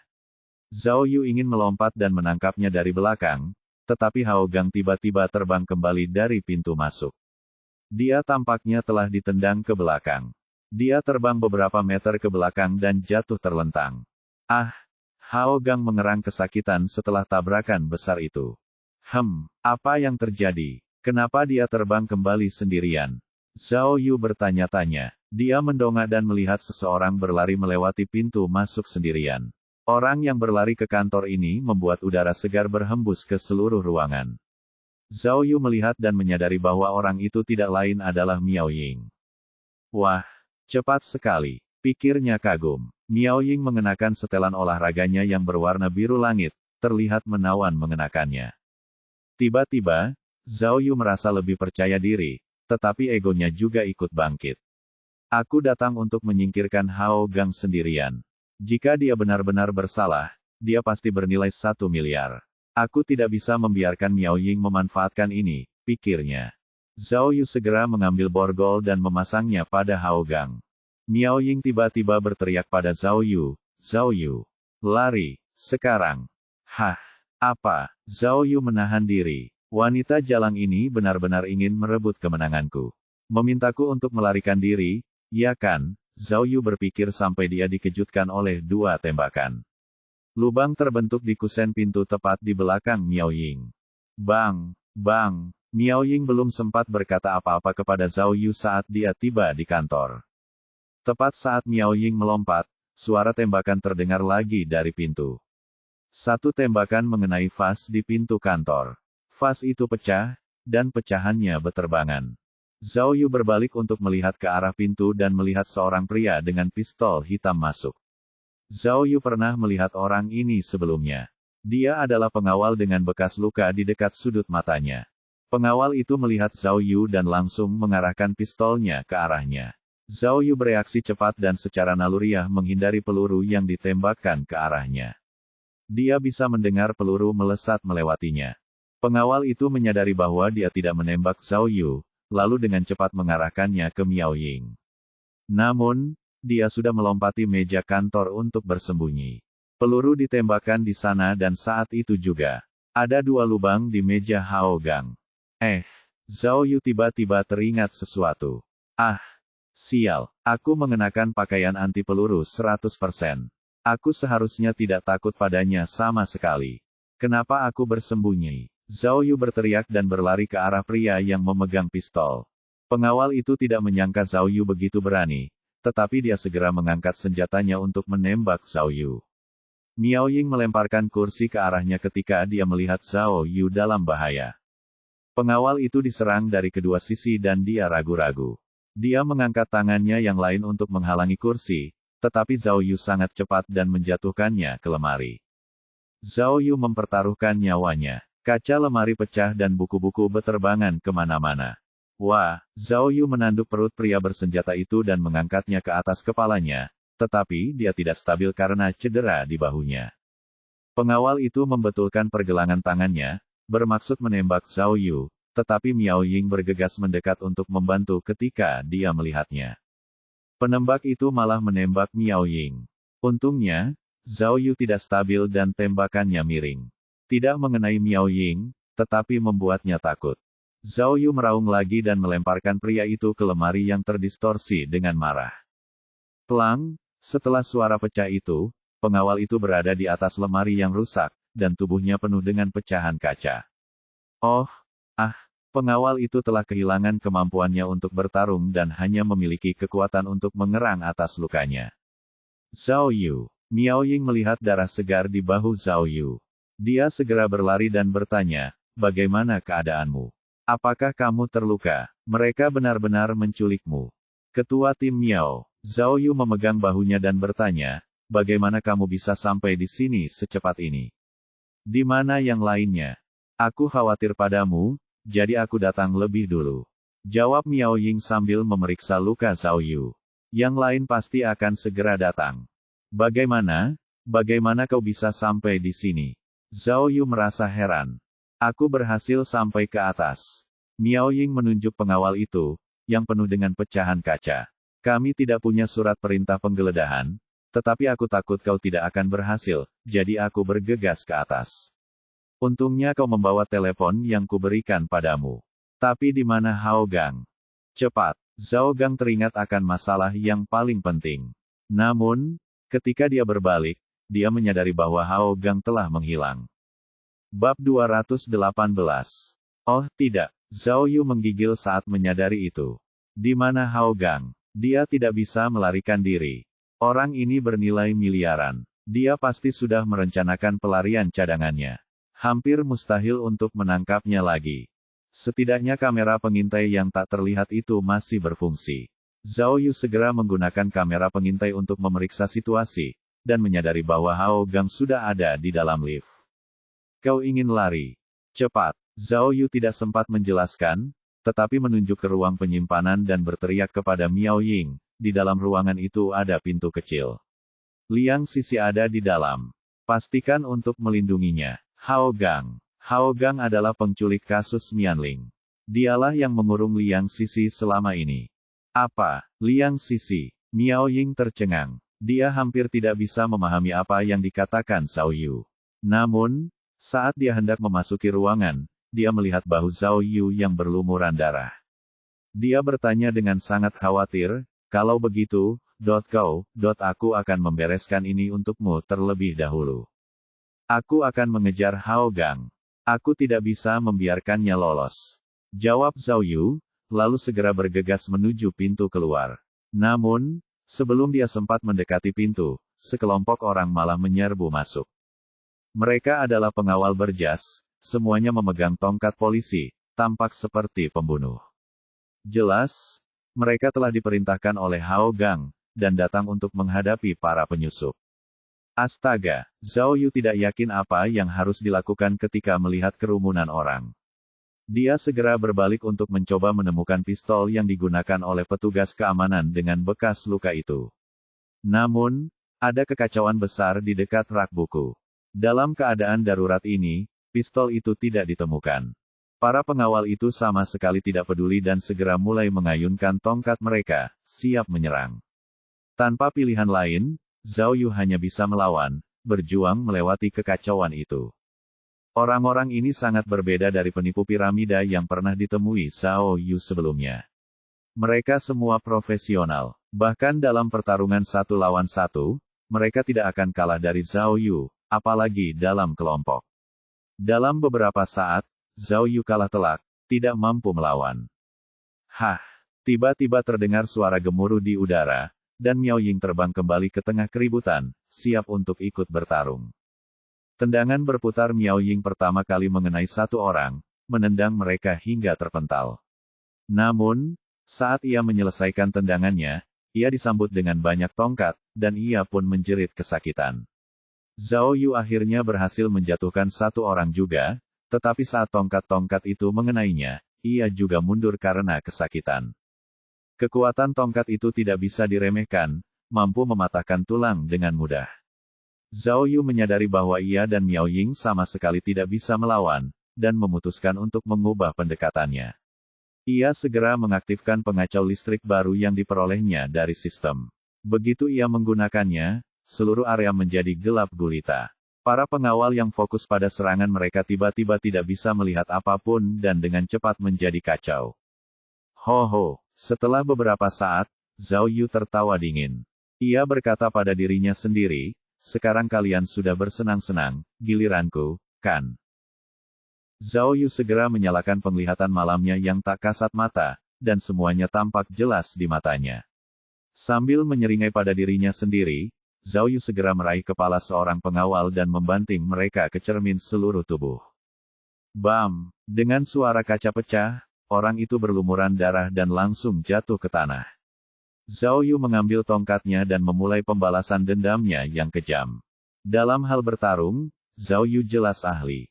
Sedangkan untuk bertarung dengan tongkat, itu adalah keahlian Zhao Yu. Melihat situasi ini sebagai situasi hidup dan mati, Zhao Yu tidak perlu menahan diri. Dia segera mengayunkan tongkatnya dan membidik kepala, wajah, dan belakang kepala pengawal itu, lalu memulai serangannya. Serangan, agresi. Kantor itu segera dipenuhi dengan ratapan yang menyakitkan. Banyak orang bahkan tidak tahu apa yang terjadi sebelum mereka diserang oleh Zhao Yu, lalu langsung kehilangan kesadaran. Para penjaga juga tidak bodoh. Melihat tidak ada cahaya, mereka segera mengeluarkan ponsel mereka, berniat menggunakan ponsel mereka sebagai sumber cahaya. Namun, ponsel itu mati, sama sekali tidak dapat digunakan. Aduh, menangis. Aduh, di antara kerumunan itu ada seorang penjaga yang lebih cerdik. Melihat teleponnya tidak berfungsi, ia segera mengeluarkan korek api dan menyalakannya. Namun, begitu api muncul, ia terkejut melihat wajah yang sangat menakutkan di dalam cahaya itu. Ia langsung terkejut dan jatuh ke tanah. Ternyata, Zhao Yu sudah melihat jalan keluarnya sebelumnya dan sudah berdiri di depannya, siap untuk menakutinya. Begitu orang itu pingsan, Zhao Yu segera menyerangnya dengan beberapa serangan tumpul dan menjatuhkannya. Begitu saja, 10 orang penjaga dengan cepat dijatuhkan oleh Zhao Yu, mereka semua berdarah-darah dan merintih kesakitan. Saat itu, Zhao Yu ingin mengejar Hao Gang. Namun, dengan adanya Miao Ying dan Liang Sisi di sana, dia tidak bisa begitu saja pergi. Dia langsung melihat kamera pengawas di kepalanya, dan terkejut melihat Hao Gang berdiri di lobi, memimpin sekelompok orang yang tampak seperti pengawal. Para pengawal itu tampak seperti sekumpulan orang kulit hitam, berjumlah sekitar 40-an dan 50-an. Setelah perintah Hao Gang, mereka semua bergegas menaiki tangga. Ya ampun, Zhao Yu terperanjat. Apakah Hao Gang menempatkan pasukan di gedung ini atau semacamnya? Bagaimana dia bisa melawan orang sebanyak ini sekaligus? Pada saat yang sama, lorong itu sudah dipenuhi dengan suara langkah kaki. Jelas, pasukan Hao Gang lebih dari 40 atau 50 orang. Meskipun Zhao Yu masih bisa bertahan beberapa lama dengan menggunakan alat pengganggu listrik dan penglihatan malam, luka di bahunya semakin parah. Dia hampir tidak bisa mengangkat bahunya lagi. Tidaklah baik untuk melawan sekarang. Zhao Yu berpikir keras dan tiba-tiba mendapat sebuah ide. Ia segera berdiri di depan Miao Ying, ingin menarik tangannya. Namun, meskipun Miao Ying tidak bisa melihat, refleksnya masih sangat baik. Ia segera melayangkan pukulan, hampir mengenai Zhao Yu. "Hei, ini aku!" seru Zhao Yu sambil mematikan alat pengganggu listrik. Kantor itu tiba-tiba kembali bermandikan cahaya. Miao Ying bersembunyi di sudut. Saat lampu menyala, dia mengangkat kepalanya. Dia tampak berantakan, dan tidak hanya sedikit. Dia melihat Zhao Yu berdiri dengan gagah berani di depannya. Punggungnya tegak, dan di belakangnya ada segerombolan musuh yang tergeletak di tanah. Tak satu pun dari orang-orang ini tampak baik-baik saja, semuanya merintih kesakitan. Miao Ying tidak akan pernah bisa menebak dalam sejuta tahun, bagaimana Zhao Yu bisa melawan mereka semua. Namun, waktu terus berjalan. Zhao Yu tidak tega menggoda Miao Ying saat itu. Ia segera meraih Miao Ying dan menariknya ke ruang penyimpanan, melalui pintu besi, lalu ke ruang tersembunyi Haogang. Miao Ying sekali lagi kehilangan kata-kata. Ia tidak pernah bisa membayangkan ada tempat tersembunyi seperti itu di dalam kantor. Begitu mereka masuk, Zhao Yu segera mengunci pintu besi itu. Pintu itu sangat tebal. Zhao Yu berpikir karena pintu itu dirancang oleh Haogang, pintu itu pasti sangat kokoh sehingga tidak bisa dibuka paksa. Dengan menggunakan kamera pengawas di dinding, Zhao Yu dapat melihat situasi di kantor. Tepat saat dia dan Miao Ying pergi, ruangan itu langsung dipenuhi oleh banyak penjaga yang kejam. Namun, tampaknya Haogang belum memberitahu mereka tentang area rahasia ini. Para pengawal memeriksa kantor beberapa kali, lalu banyak yang pergi. Zhao Yu juga melihat bahwa saat dia menutup pintu besi itu, rak di ruang penyimpanan itu kembali menutupi pintu. Jika seseorang tidak tahu tentang ruangan ini, tidak mungkin mereka dapat menemukannya. Menarik sekali, pikir Zhao Yu dalam hati. Dalam beberapa menit ini, area rahasia Haogang tiba-tiba menjadi tempat perlindungannya. Zhao Yu menoleh dan melihat Miao Ying sudah melihat Liang Sisi tergeletak di lantai. Saat itu, Liang Sisi masih pingsan, bergumam sesuatu. Miao Ying memperhatikan dengan saksama, dan ketika dia melihat wanita itu benar-benar mirip dengan foto Liang Sisi yang dibuat di laboratorium, dia sekali lagi terperangah. Wanita ini benar-benar Liang Sisi. Ketua tim Miao, Zhao Yu memegang bahunya yang berdarah dan bergegas menghampirinya. Cepat, gunakan ponselmu untuk menelepon seseorang. Oh, benar. Miao Ying baru saja pulih dari keterkejutannya dan segera mengeluarkan ponselnya untuk menelepon. Meskipun dia telah memberitahu Zhang Yaohui dan tim B untuk datang, gedung itu dikelilingi oleh begitu banyak penjaga. Tanpa surat perintah penggeledahan, mereka pasti akan dihentikan. Dengan kasus sebesar ini, mereka harus mendapatkan lebih banyak bala bantuan. Zhao Yu juga mengatakan bahwa Han Wenjun memiliki peluang 90% sebagai penculik, jadi hal itu harus dilaporkan ke polisi. Han Wenjun juga harus ditangkap sebelum dia melarikan diri. Namun, Miao Ying mengotak-atik ponselnya cukup lama sebelum berkata pada Zhao Yu tanpa daya, aneh, tidak ada sinyal. Ah, ponselnya rusak. Mungkinkah Haogang takut kita akan menelepon dan memblokir sinyal di seluruh gedung? Kalau begitu ini akan menjadi buruk. Hehehe. Namun Zhao Yu hanya tertawa saat mendengarnya, berpikir dalam hati bahwa inilah saatnya baginya untuk bersinar lagi. Karena itu, ia berkata dengan percaya diri kepada Miao Ying, pemimpin tim Miao, jangan khawatir. Apakah kau lupa, aku adalah seseorang yang diberkati oleh Tuhan. Sini, pegang ponselmu dengan benar agar kau tidak menjatuhkannya karena terkejut. Aku, Zhao Yu yang ajaib, akan sekali lagi menggunakan sihirku. Bab 219. Tuan Zhao menggunakan kekuatannya dan tiba-tiba sinyal ponsel Miao Ying penuh. Zhao Yu asyik berpura-pura. Ia bergumam sambil mendesak Miao Ying untuk berbicara cepat karena kekuatannya sangat terbatas, mengatakan bahwa ia tidak bisa menahannya terlalu lama. Miao Ying terdiam saat melihat ponselnya tersambung. Dia bahkan mulai percaya bahwa Zhao Yu memiliki kekuatan supranatural.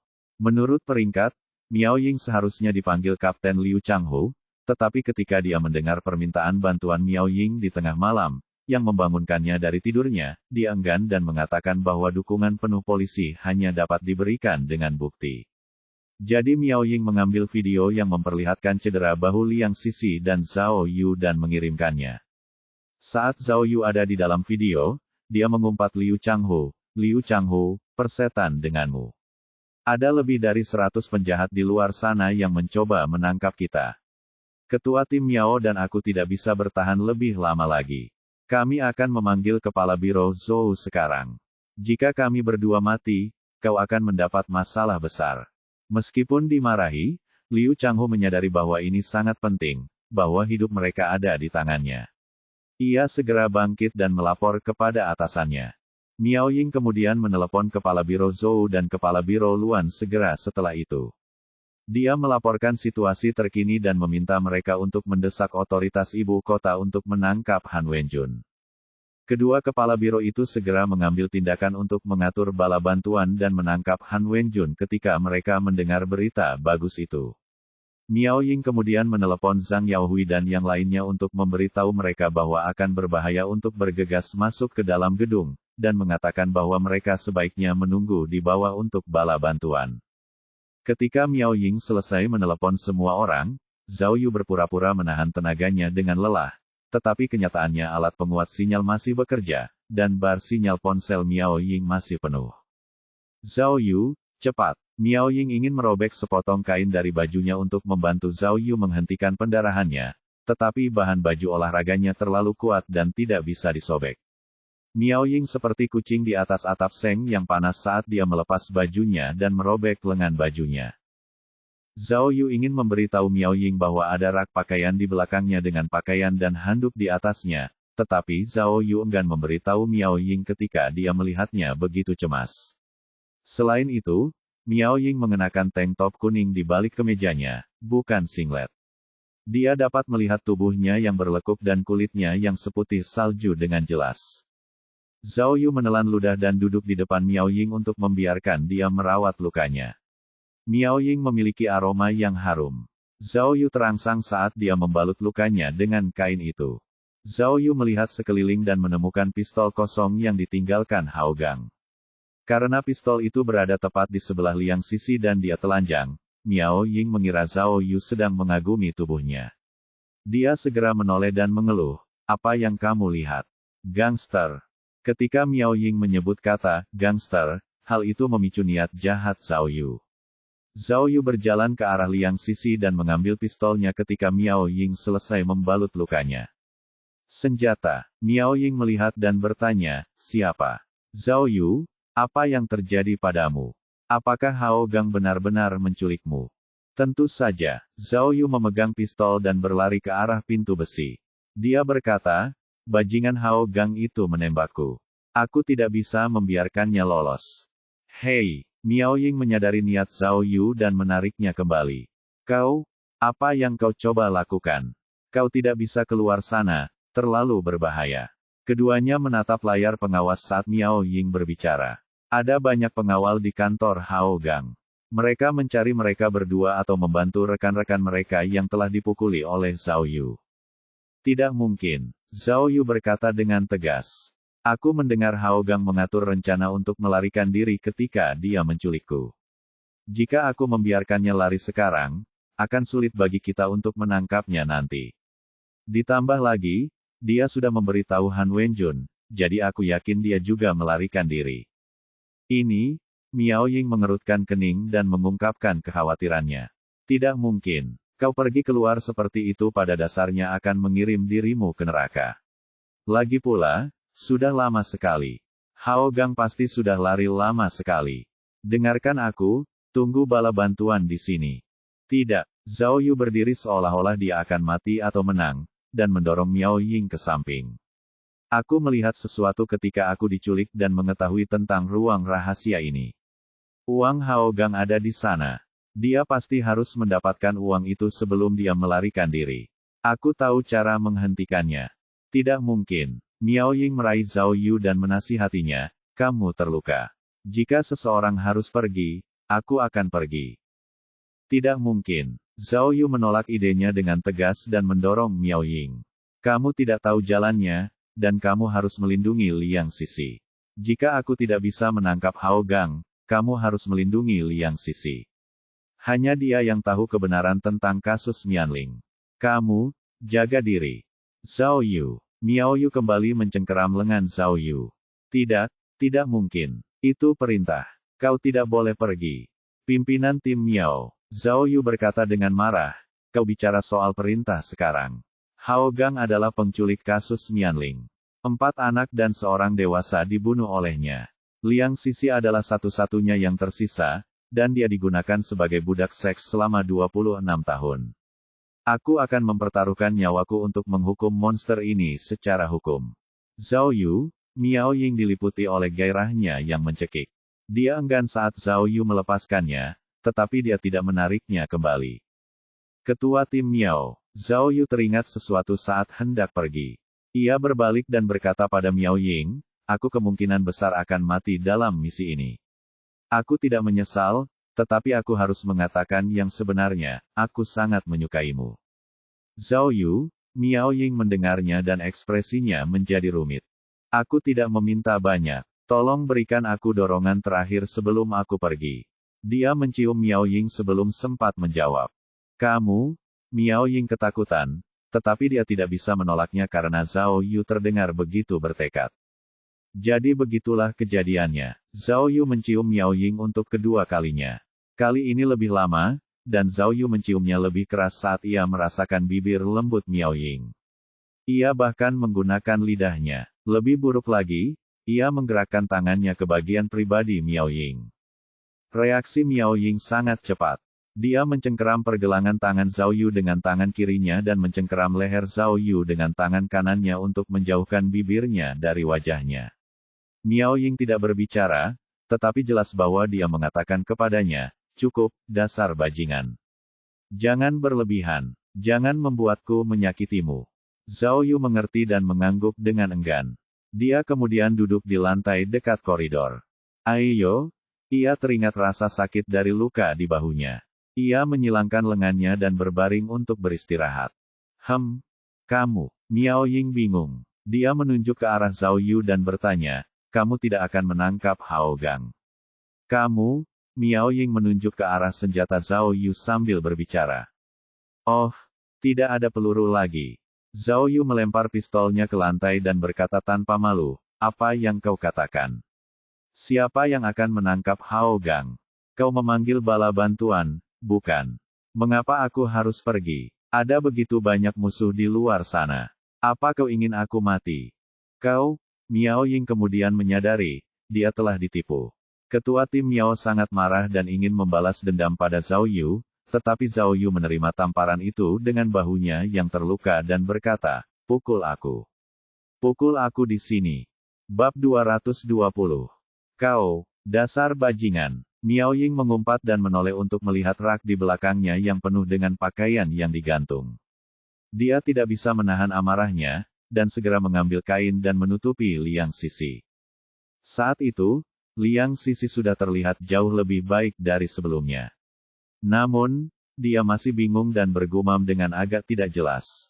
Zhao Yu, aku tahu.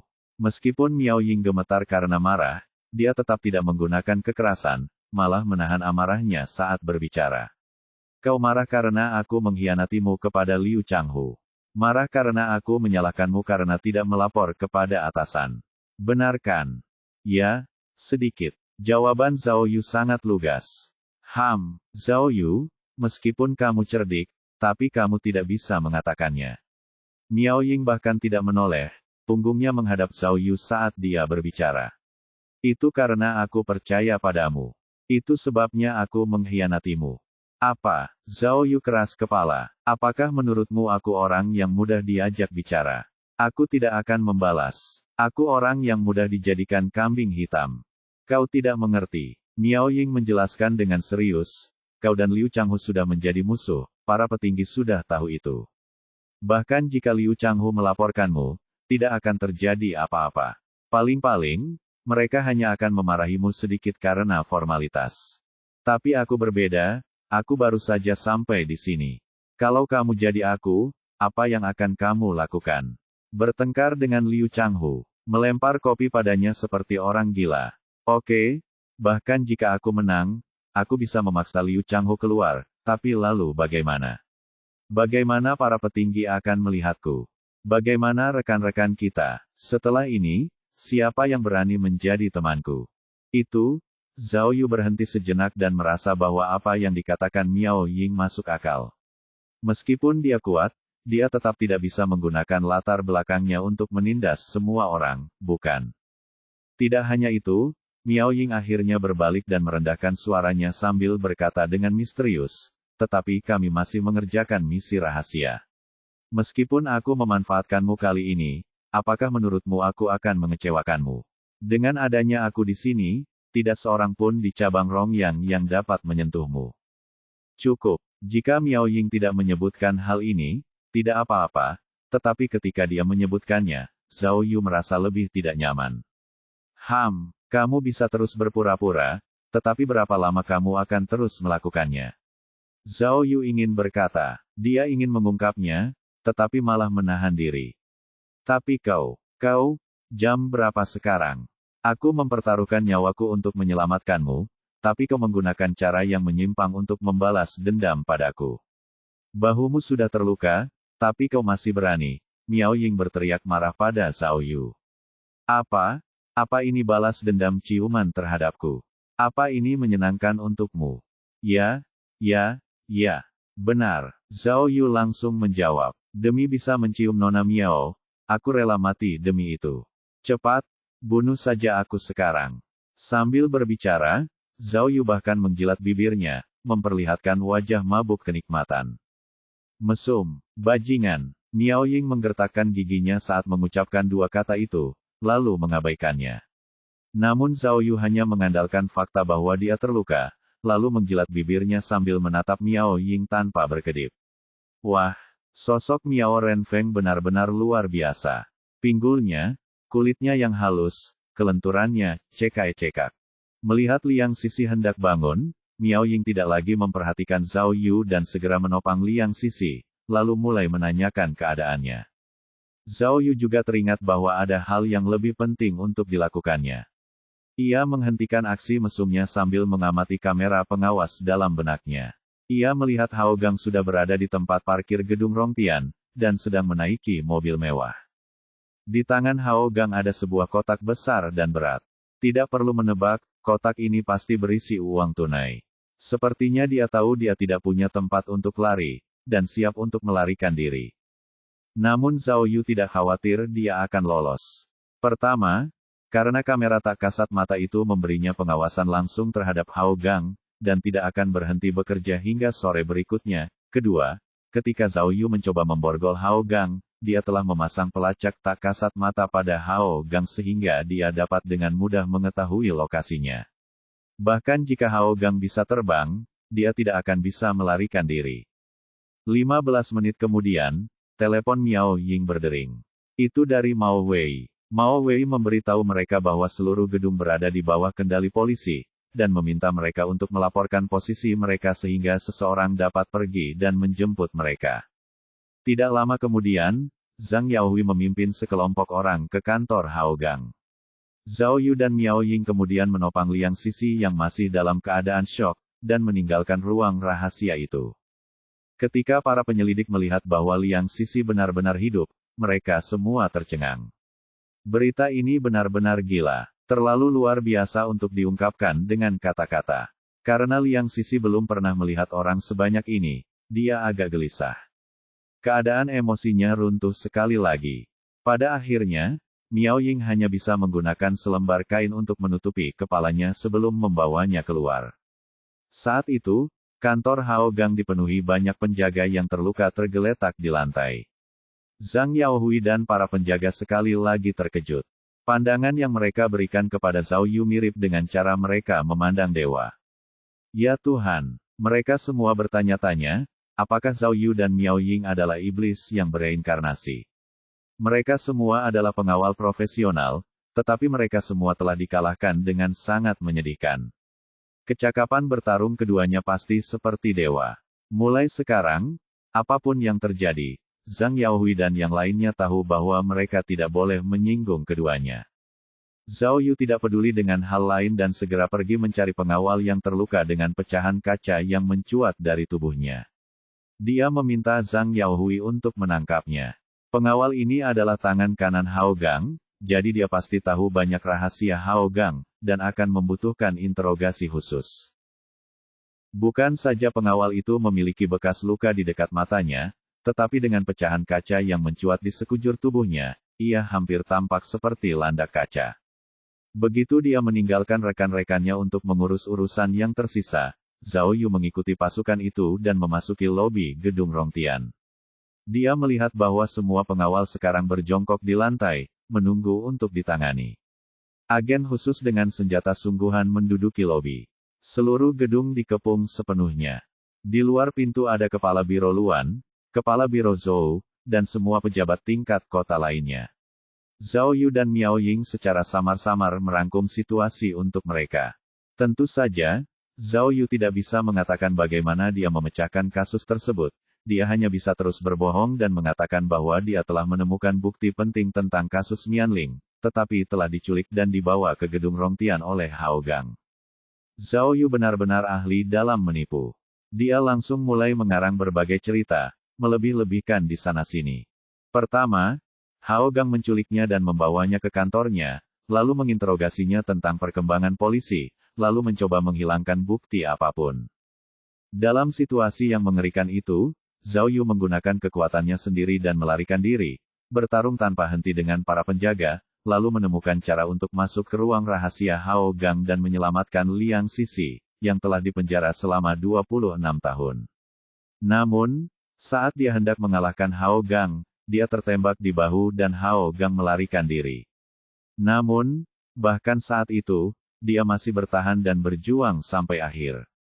Dengan cerita seperti itu, ditambah dengan luka berdarah di bahunya, semua pejabat mulai memuji Zhao Yu tanpa henti, hampir membungkuk karena kagum. Bahkan musuh bebuyutannya Liu Changhu tercengang oleh cerita itu. Dari semua orang, hanya wajah Miao Ying yang menjadi gelap karena kesombongan Zhao Yu, tidak menunjukkan apapun kecuali penghinaan. Begitu para petinggi memahami situasinya, semua orang tahu betapa pentingnya hal itu. Mereka segera memberikan perintah, seluruh kota sekarang difokuskan untuk menangkap Hao Gang, memprioritaskan penangkapannya. Meskipun Miao Ying marah pada Zhao Yu, dia tetap sangat khawatir dengan keselamatannya. Begitu Liang Sisi dirawat, dia segera menghubungi staf medis, ingin segera menangani luka Zhao Yu. Namun, saat dia kembali untuk mencari Zhao Yu dengan ambulans, dia tidak dapat menemukannya. Tanpa diduga, tepat pada saat ini, kantor polisi mengumumkan bahwa polisi telah menemukan arah Hao Gang. Mobil pribadi Hao Gang sedang menuju ke bandara. Bandara itu berisi jet pribadi Hao Gang. Jelas, dia mencoba melarikan diri. Begitu berita itu sampai kepada mereka, Liu Changhu segera memerintahkan orang-orang untuk mencegatnya di bandara. Sebagai pemimpin tim B, Miao Ying juga membawa timnya sendiri. Karena keadaan darurat, dia hanya bisa menyerah untuk mencari Zhao Yu untuk saat ini, dan mengatur timnya sambil memimpin Zhang Yaohui untuk mengejar Hao Gang. Saat Miao Ying dan yang lainnya sedang fokus untuk mencegat Hao Gang, Zhao Yu bersama Zhang Jingfeng dan Liang Huan. Ketiganya mengendarai mobil polisi SUV, dengan santai menuju ke arah yang berlawanan. Zhang Jingfeng mengemudi, Zhao Yu duduk di kursi penumpang, dan Liang Huan di kursi belakang. Zhao, bahumu masih berdarah. Kenapa kau tidak? Liang Huan bertanya dengan khawatir. Namun Zhao Yu memberi isyarat agar dia mengenakan sabuk pengaman. Mobil sudah berada di jembatan Qinsan. Di bawah lampu jalan yang terang, tidak terlalu banyak mobil. Di tengah jembatan terdapat pagar pembatas berwarna putih yang membagi lalu lintas menjadi dua jalur. Zhang, Liang, Zhao Yu melihat bahwa keduanya mengenakan rompi anti peluru. Liang Huan juga membawa senjata. Zhao Yu bertanya, bagaimana? Apakah kalian ingin menjadi kaya bersamaku? Zhao, Zhang Jingfeng menyetir sambil menoleh padanya. Apa maksudmu? Bagaimana kita bisa kaya? Namun sebelum Zhang Jingfeng menyelesaikan kalimatnya, Zhao Yu tiba-tiba menjatuhkan diri dan meraih kemudi. Seluruh SUV itu berbelok dan menukik tajam melewati pagar pembatas jalan ke arah lalu lintas yang melaju kencang. Pada saat yang sama, sebuah taksi baru saja lewat. Pada akhirnya, SUV itu langsung menabrak bagian depan taksi itu. Kedua mobil melaju dengan kecepatan tinggi. Setelah bertabrakan, SUV itu langsung terpental jauh ke samping, dan taksi itu berputar di jalan dan menghantam trotoar.